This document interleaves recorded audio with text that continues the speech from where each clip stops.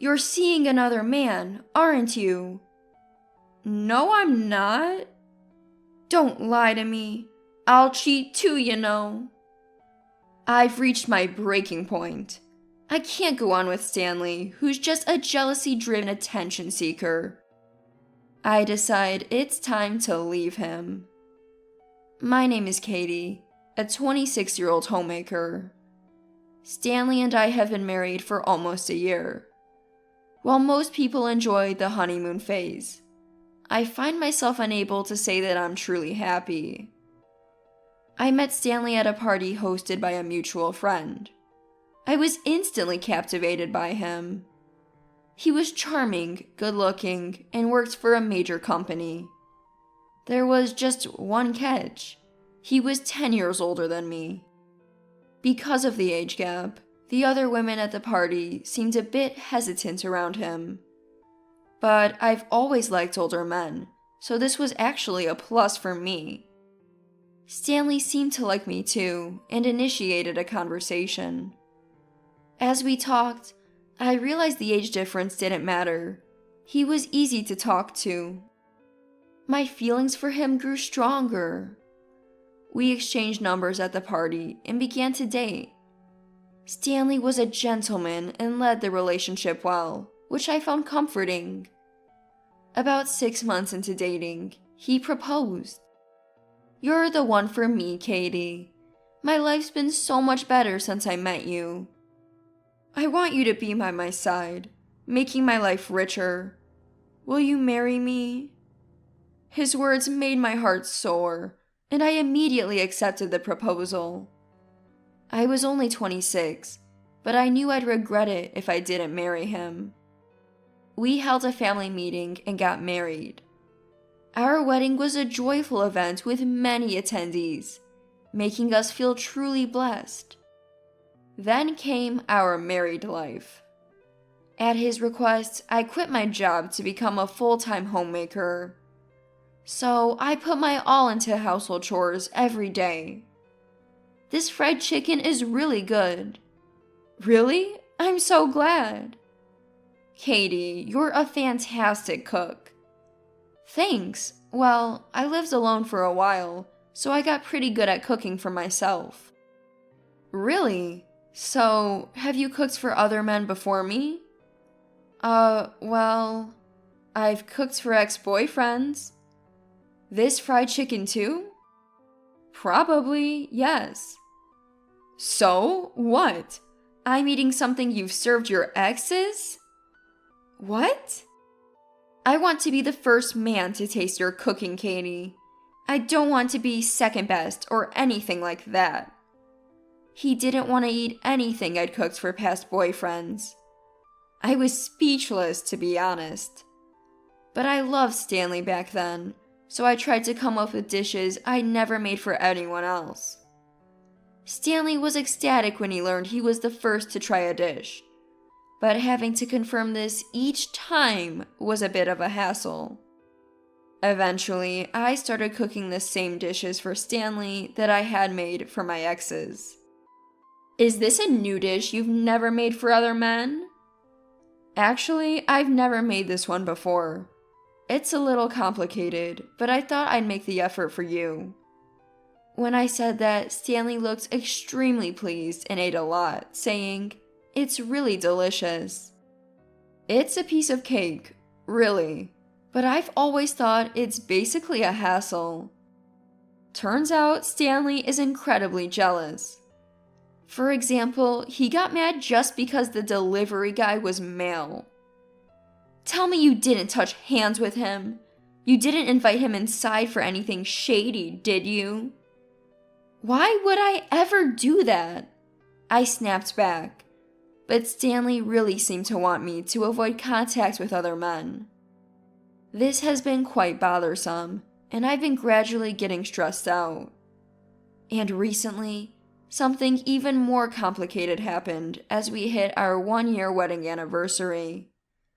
It all started with an invitation from a friend.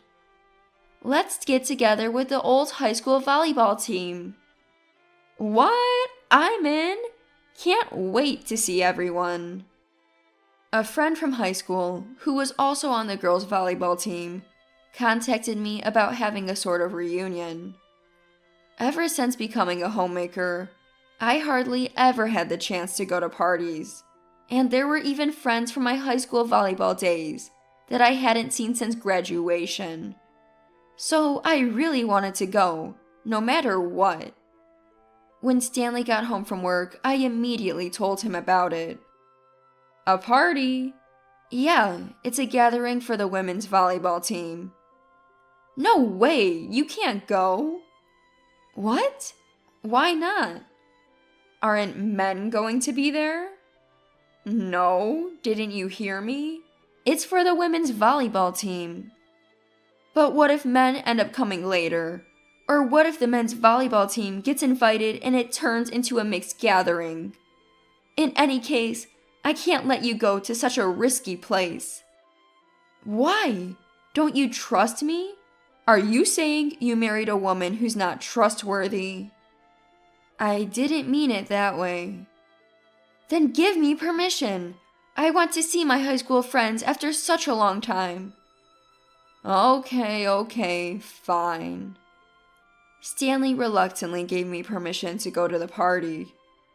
Jeez. It's exhausting that I have to go to such lengths just to attend a women-only party. I never thought Stanley would be this controlling and jealous. Age may not matter, but he's 10 years older. So I wish he'd act with a little more maturity. 2 weeks later, I went to the venue where the party was being held and reunited with my high school women's volleyball team. We had a great time catching up and sharing old memories. About 2 hours into the party, my phone rang. It was a call from Stanley. Are you okay? You don't have to answer. My friend seated next to me said as I glanced at the screen and set the phone back on the table. Yeah, it's fine. It's just Stanley probably telling me to come home. Your husband? Yeah, he's incredibly jealous. Once the topic shifted to Stanley, I opened up to everyone about how controlling and jealous he was. Everyone was surprised to hear my story and felt disgusted by Stanley's behavior. That sounds like such a hassle. I couldn't handle that. Me neither. I'm amazed your marriage has lasted. Everyone chimed in saying how strange Stanley was and took my side. I turned off my phone and continued to have a great time with everyone. I felt really grateful for having someone to vent to. It did wonders for my stress levels.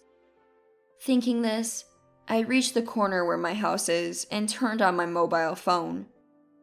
Then, like a bull in a china shop, calls started flooding in and I had dozens of text messages waiting. What's going on here? All the messages were from Stanley. Every message was something like, "Why aren't you home yet? Come home now." Or, "You're meeting a guy, aren't you?" I could only sigh. Just when I was in a good mood, Stanley ruins it. As I walk in the door, Stanley is there, face like a thundercloud. Hey, what's the deal? Ignoring my messages and turning off your phone? I'm sorry, but we were all having a good time, and I didn't want to be interrupted. So you were with a man. What? No, it was only women. Look. I show him a photo taken with everyone. Everyone from the women's volleyball team is in the picture. No men to be seen. If you've done nothing wrong, then you could have at least responded to me. Why do you have to turn off your phone? Enough is enough. I came home after the first round of the party, and it's only 9:30 p.m. Do I ever stop you when you go to parties and come home late at night? That's work-related. It's different. Stanley always has an excuse for himself. He's so selfish, it's infuriating. I decided then, if something like this happens again, I'll break up with Stanley. And then, sometime later, something troubling happened. What? Mom! The call was from Dad. Mom had collapsed due to a sudden illness. I immediately began preparations to go to the hospital. Then Stanley walked into the room. What's going on? Why are you getting ready to leave? Mom collapsed. I just got the message. I'm heading to the hospital. While saying that, I put my wallet and mobile phone into my bag. Then, out of nowhere, Stanley made a shocking comment. A man, right? It's definitely a man. No, that's not it. Don't lie. Please don't make this complicated. I'm in a hurry. You're just going to see a man, aren't you? Enough, just stop. So when will you be back? I don't know. It's an emergency, so I'll be late. You're cheating, aren't you? Fine. If you're gonna cheat, so will I. I'd had enough. I couldn't continue with Stanley, this jealous attention seeker. I decided it was time to escape from Stanley. Ignoring his shouting, I switched my belongings into a larger bag and threw in some clothes. Hey, what are you doing? I'm leaving. What? I don't have time for this drama. I'm going to my parents' house for a while. Huh? Is it a man? You're openly staying out? Think what you want. Fine, you're admitting to the affair then. I'm not having an affair, but I can't be bothered to correct your misunderstandings anymore. I have to go to the hospital. Goodbye. Hey, wait! Stanley tried to stop me, but I walked out of the house. I headed straight for the hospital. Mom, are you okay? Oh, Katie, you came. Mom was lying in a hospital bed. I heard you collapse suddenly. I was so scared. I'm sorry for worrying you, but I've received treatment and I'm okay now. That's a relief. Mom had suffered a stroke, but she could be discharged without any issues. So, Katie, what's with the big bag? Well, actually, I explained the situation with Stanley to my parents. They were appalled by how controlling he was. They told me it was time to get a divorce. I nodded strongly, deciding to divorce Stanley. I returned to my parents' home with Dad and picked up the divorce papers. After that, I looked for a job. I knew I'd have to support myself once the divorce was finalized. A week went by. Luckily, I was able to get a job at a company near my parents' home. I just found out they're offering me a full-time job, so I'm feeling super lucky. Now all I have to do is divorce Stanley. Just then my phone rings. It's Stanley. Hey, have you come to your senses? About what? What do you mean, about what? Are you still with that guy? No way. I'm at my parents' house with my dad. Don't lie, you're probably having an affair. Could you cut it out? What? Walter? Why don't you believe Katie? Making assumptions that she's having an affair. What's going on with you? Well, you see.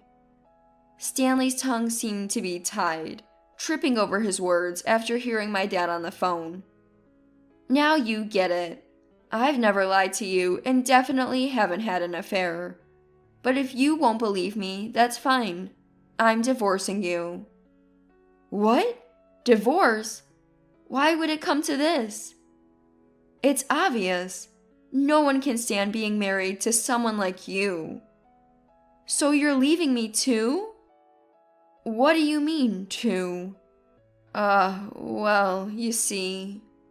Answer me. What are you talking about?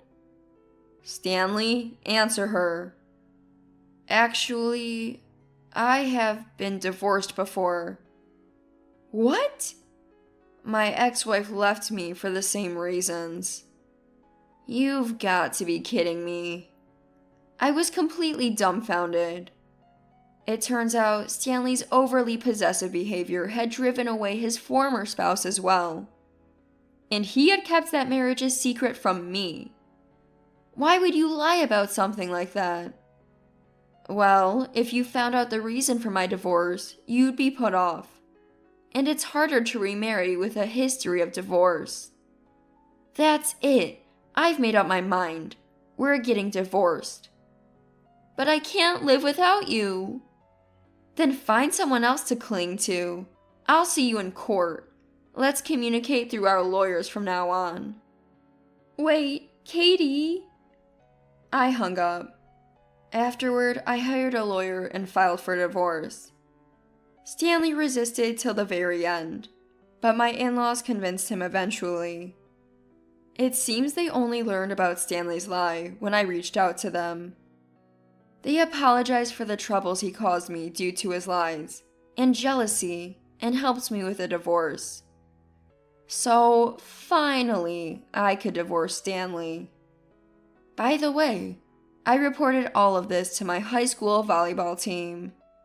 They were happy about my divorce, and it turns out one of my classmates' husbands works at Stanley's company.